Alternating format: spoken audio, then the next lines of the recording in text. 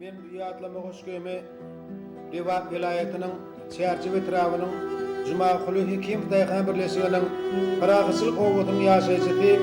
27 yaşında aramdan juda irgiden Zakir Neret'ten yağtiyadgarlarına vasıta geldim. Basalıp çıkmak kıyın bu ahvalattan niçin görünmedi senin ertiyerin kızmatın bilmedim ağır yadılan 27 yaşta giden Zakir'im alam ezir geliye sen ahvalına ağlaya sen üçün bugün yeterim ağ doğrusu nehederin bilen ok bağlatın yeri veren ağan bakırım sebep neymi senin gidivermene niçin ir yaşlıqa caninim ayım seni gününü yağdılap aksıge yenem seni yağı tutup diyor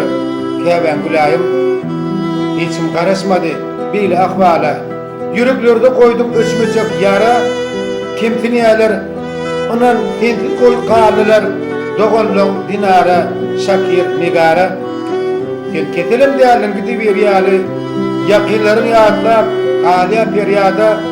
hiç kim yok inni ata demege yetim kalli Faruk bilen Farida 2014 unutulmaz gün noyabr ayının 20'sine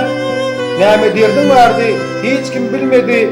büyük göttün sen baki atsak yerinde yaşatadım ahbatıma buyutunup sen yeri döndürdün yeni iyi rahir ense göz yaştın ki senin madağına senin keç kıvamına ağlayan şahir durmuş seninle öz akımına var yadı nämeden bollun kan ineyim neharadı yetim kaldı ahir iki perdenden yüreklerde koydum ayrılık dağı bir vakit dünyanı terk eden Zakir yakinların kalı sendin adara Zakir'ineyim seni dipin ettiler hoş okulmum bakiyette madara dünyanın kıratından yanı yeriptin bugün başım tutup ineyim otuyorum söz tapamak gözün bak yummağa bu oluştan bir gün aklım yitirim göz başına dünyadan sen Zakir'im öyde işte daşta tutsak yok yerin sen akınna bir yatlama hoşgöni haiş etti doğançımın Şakir'im ati enem yüreğinin dayanıcı bir yatlamak var yönü görmek yok yitirli diyen tüyününle gittin yollu iyiydi inni bile görmek yok